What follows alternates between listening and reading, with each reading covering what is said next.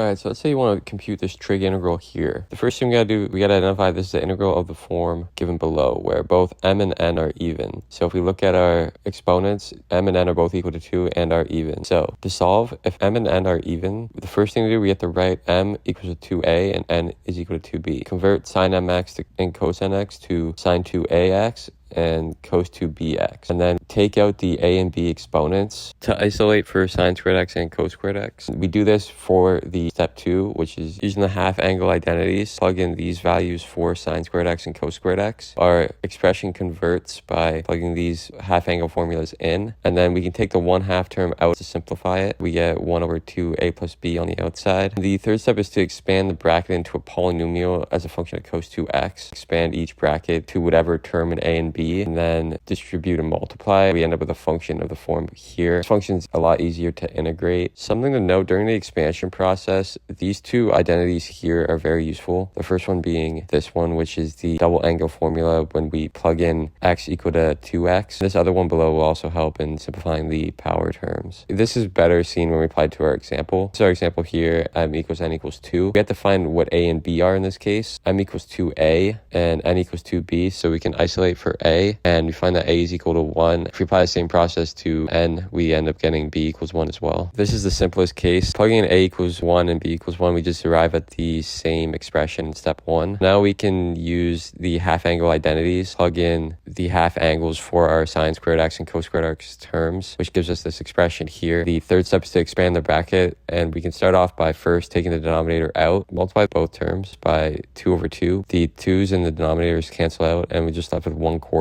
on the outside. From here, we can distribute and multiply, distributing the first term in each bracket, then the second term, and then we can do some cancellations, and we arrive at this expression here. From here, we can use the double angle formula given below. This comes from the original double angle formula where we just plug in x equal to 2x. If we do that, notice that 2 times 2x equal to 4x, so we get the expression above. We can plug that in for cos squared 2x. So we get this here, and we can separate the 2 in the denominator to each term. We end up getting 1/2 plus cos 4x over 2. We can distribute the negative into each term. We do a simple subtraction, bring back the 1/4 in, get this here, and now we can take the integral. This is much simpler. We start off by distributing the dx into each term to separate the expression into 2 integrals. Number these integral 1 and 2. So we start with the first integral here. We take the 1/8 out. Integral of a constant is just equal to x, so we get 1/8 x for the first term. Second term, we could also take the constant out. The integral of cos x is equal to sine x, but we need the integral of cos 4x. The integral chain rule, it's going to be 1/4 sine 4x. Plug that in. Negative 1 over 32 sine 4x for that term. Add both terms together and we get this for the final answer for the integral.